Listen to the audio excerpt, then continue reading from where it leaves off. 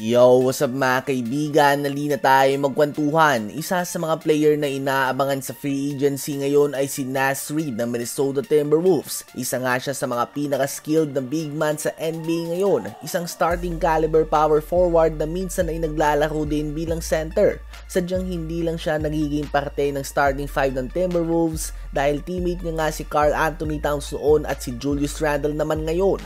Si Naz Reid ay may guard skill sa katawan ng power forward. May tangkad siya na 6'9", subalit malagard nga kung tumira ng 3 points at pagdala ng bola. Subalit wala nga siyang post-up game. Solid defender sa poste, subalit hindi siya makukonsider bilang mahusay na shot blocker. Perfect example nga si Naz Reid ng modern big man na more on sa labas na ng pinta ang laro.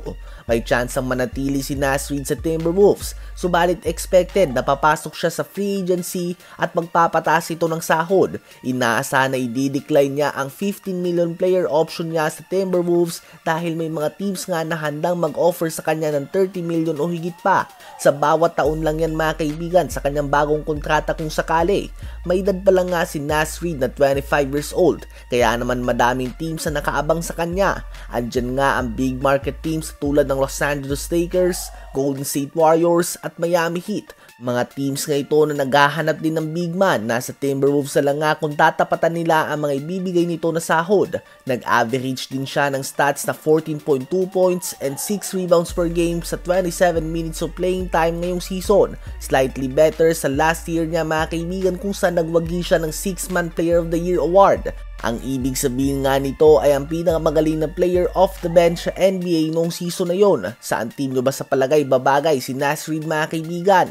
Ngayon ay tumungo naman tayo kay Darius Garland. Ang all-star guard ng Cleveland Cavaliers ay mainit nga ang pangalan sa mga trade rumors matapos ang very successful start sa regular season, subalit nagkaroon ng disappointing ending sila ng Cleveland Cavaliers sa playoffs. Hindi nga daw talaga pwedeng ipagsabay sila ni Donovan Mitchell dahil parehos lang hindi maaasahan sa depensa. Kaya naman kailangan na i-trade ang isa sa kanila. Well, si Darius Garland nga ang obvious candidate dito. Ganun pa man ay mukhang mahihirapan nga ang Cavs sa i-trade siya.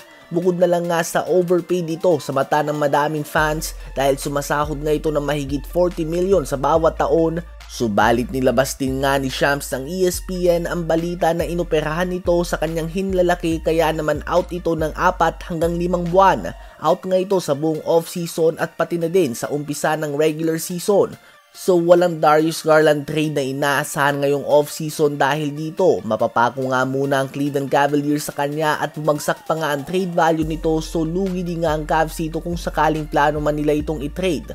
Ganun pa man, hindi nga ibig sabihin nito na hindi na siya pwedeng matrade pagdating ng NBA trade deadline sa February dahil talented player din naman si Garland. Hindi lang maganda ang kombinasyon nila ni Donovan Mitchell sa depensa at na-expose nga ito palagi tuwing playoffs. Ano ba masasabi nyo tungkol dito?